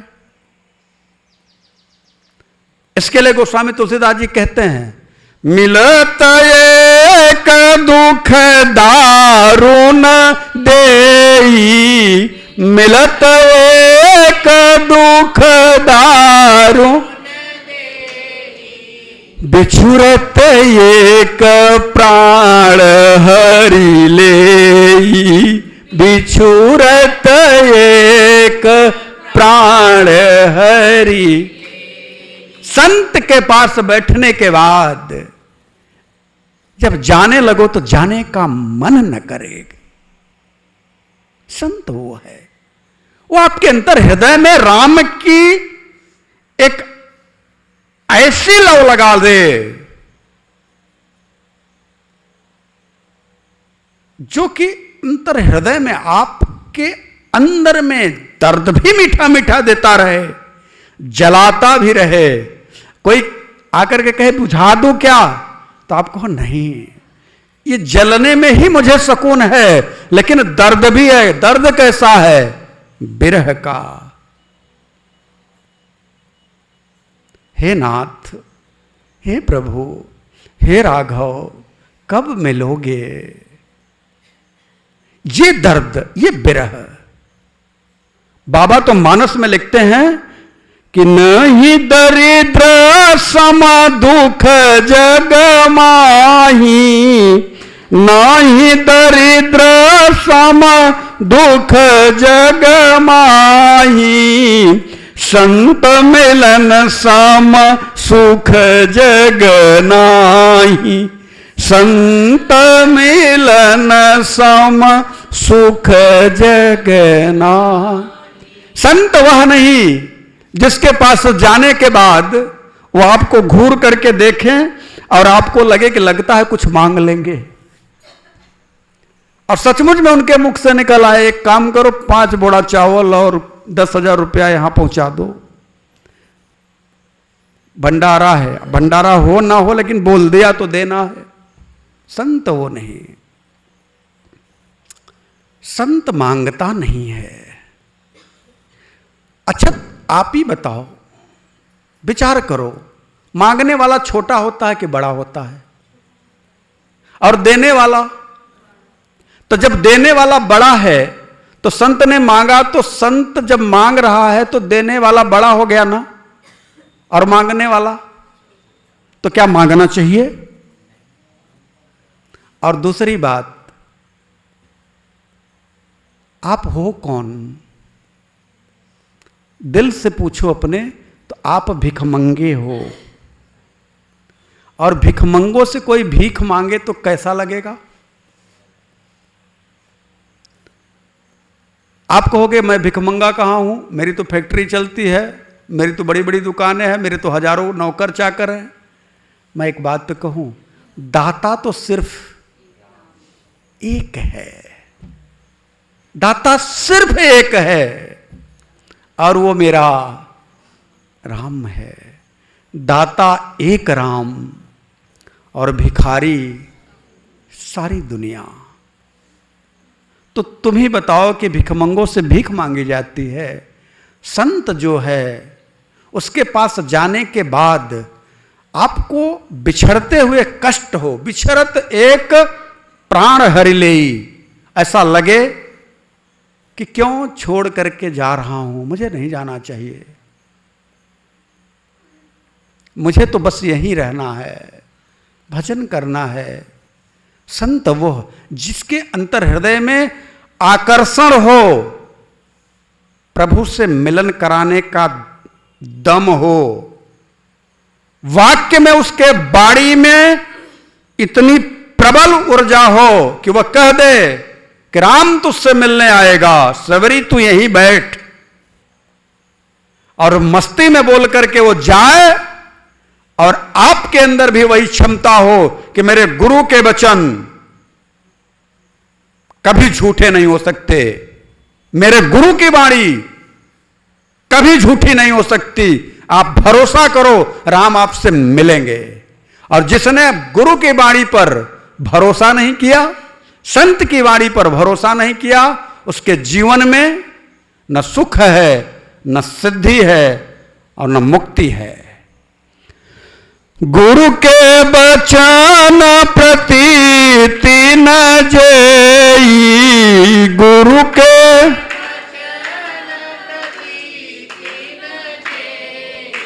सपने वो सुलभ न सुख सिद्धि तेई, सपने वो सुलभ न।